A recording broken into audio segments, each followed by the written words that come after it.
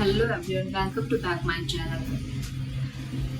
जैसे कि मैंने आपको पहले की स्टोरी में बताया था एक अज्ञात सफर, अब उसके आगे एक नया चैप्टर स्टार्ट होता है जो है हमारा अनिर्णित आरंभ। इस स्टोरी में क्या है आप सब हमारे साथ देख आइए और इस स्टोरी के बारे में जानिए। इसमें क्या होता है, इस स्टोरी में एक डोर ओपन होता है। डोर ओपन होते ही एक लेडी अंदर आती है और वहाँ के अपनी टीम को इंट्रोड्यूस कराती है। इंट्रोड्यूस कराते हुए वो अपना नाम बताती है। उसका नाम होता है डॉक्टर संहिता, जिसकी उम्र 45 वर्ष है। वह एक फेमस साइकेट्रिस्ट है। वह आदमी अभी भी कुर्सी में बंधा हुआ था।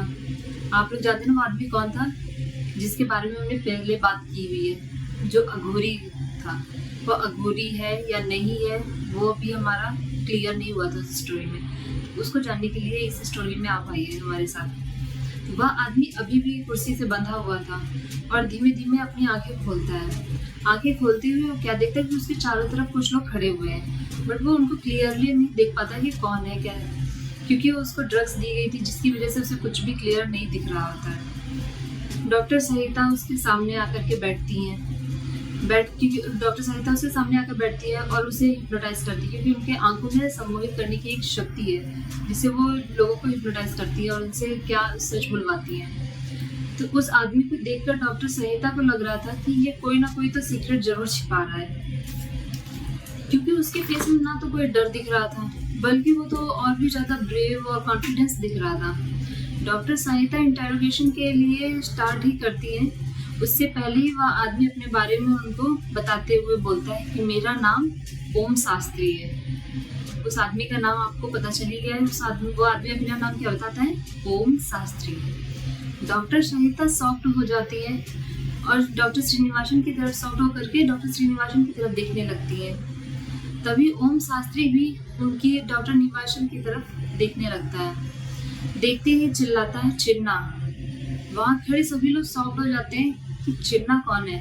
ये देख करके कुछ लोग हंसने लगते हैं और कुछ लोग सोच में पड़ जाते हैं। श्रीनिवासन सबको देख करके और ज्यादा गुस्से में आ जाता है। वो सोचता है कि ये सब मेरा मजाक उड़ा रहे हैं। इतने में ही एक आदमी ओम शास्त्री को बेहोश कर देता है। उसके बाद डॉक्टर संहिता उनके पास जाकर पूछती है कि तुम कौन हो, तुम्हारा क्या नाम है।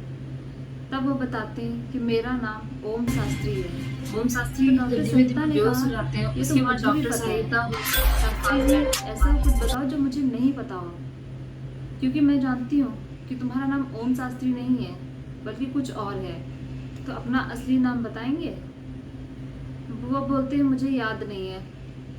तब तक वहाँ कुर्सी पर बैठा अभिलाष बोलता है ये झूठ कह रहा है। डॉक्टर संहिता ने कहा नहीं, वो झूठ नहीं बोल सकता है, क्योंकि उसे नार्को विश्लेषण की दवा दी गई है जिससे वह झूठ बोल ही नहीं सकता है।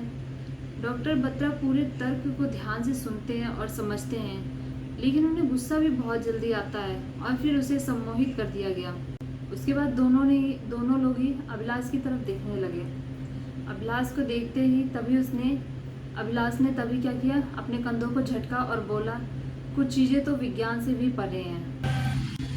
अभिलाष ने 30 साल हिंदू पौराणिक ग्रंथों को पढ़ने और समझने में लगा दिए, इसलिए उसे इन सब का ज्ञान था।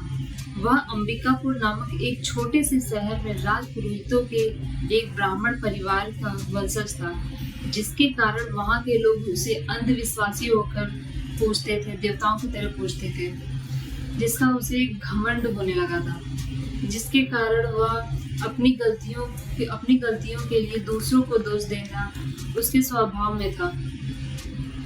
वापस मुद्दे पर आते हैं। जो कुछ भी याद है हमें बताओ शास्त्री जी, डॉक्टर संहिता बोलती है।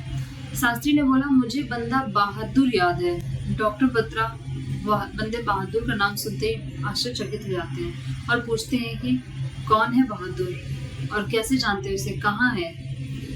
तब शास्त्री जी बताते हैं कि वह मेरे साथ थे, मेरी टीम में मेरे जर्नल थे और उनकी हत्या कर दी गई। तो उनसे पूछा जाता है उनकी हत्या किसने की। तब वो बताते हैं उनकी हत्या फारूक सियार ने की थी। फिर पूछा तुम्हें कोई और याद है इसमें से। तब वो किसी और का भी एक नाम लेते हैं जिसका नाम होता है संजय। तब अभिलाष उनसे पूछता है कौन सा संजय? संजय दत्त, संजय सूरी या संजय लीला भंसाली, मजाक करते हुए बोला। तुम किसकी बात कर रहे हो? तब ओम शास्त्री ने कहा, संजय गवालगन का बेटा था। सहिस्ता ने पूछा, तुम उसे कैसे जानते हो? वह तब ओम शास्त्री ने बोला, जिसने हस्तिनापुर के राजा धृतराष्ट्र का युद्ध के दौरान साथ दिया था, उनको मार्गदर्शन कराया था। वह आगे बोला, मैं जब हस्तिनापुर का प्रधानमंत्री था तब उससे मिला था। उस वक्त मेरा नाम विदुर था। अभिलाष एकदम नामों के बारे में सोचने लगता है और धीरे से बोलता है, मैंने यह नाम पहले कहीं सुना है। खैर छोड़ो। डॉक्टर सहिता जब उससे कुछ और क्वेश्चन करना चाहती थी, तब तक अभिलाष उनसे बोलता है, आपको समझ नहीं आ रहा है, यह महाभारत काल के जीवित होने का दावा कर रहा है। तुम चाहते हो कि मैं इसकी पौराणिक बकवास का विश्वास कर लूं? तब डॉक्टर सहिता बोलती है, यह बकवास नहीं कर रहा है, चलो आगे देखते हैं। इससे पहले कि अभिलाष अपना कोई भी क्वेश्चन पूरा कर पाता, डॉक्टर सहिता उसे दूसरा क्वेश्चन करने लगती है। उससे पूछती है, और कौन कौन से नाम है तुम्हारे पास शास्त्री जी? उन्होंने बताया, सुषेण। ओम शास्त्री ने एक मुस्कुराहट के साथ जो जवाब दिया था उनको, तुमने सुषेण के रूप में क्या किया? डॉक्टर सहिता ने उनसे पूछा। बोलती कि तब मैं एक वैद्य था।